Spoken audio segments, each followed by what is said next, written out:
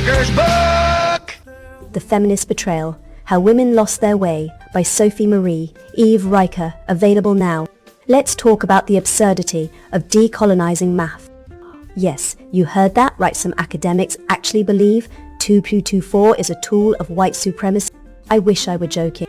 A professor at a major university recently claimed that algebra perpetuates Western imperialism because it's too rigid and objective. Meanwhile, engineers in India, China, and Nigeria are building bridges, coding AI, and launching satellites using the same math these activists want to dismantle. If math is colonial oppression, then gravity must be racist too. Maybe we should decolonize physics next and see how long it takes before planes fall out of the sky. Here's a fact.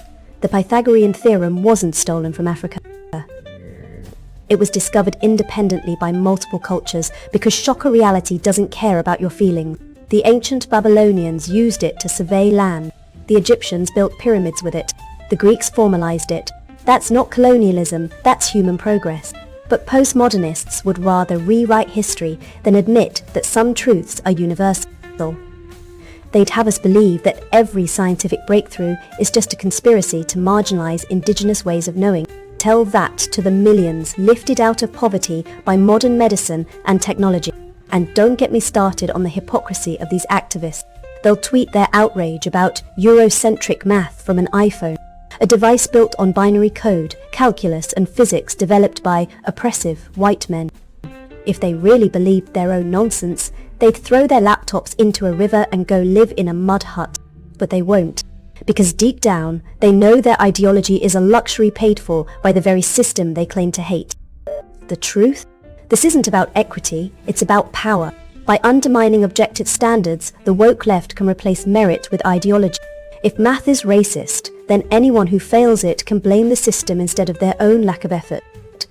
It's the ultimate participation trophy, a world where no one has to excel because excellence itself is suspect.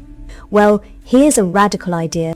Maybe the reason some groups excel in STEM isn't because of privilege, but because they value discipline, hard work, and intellectual rigor.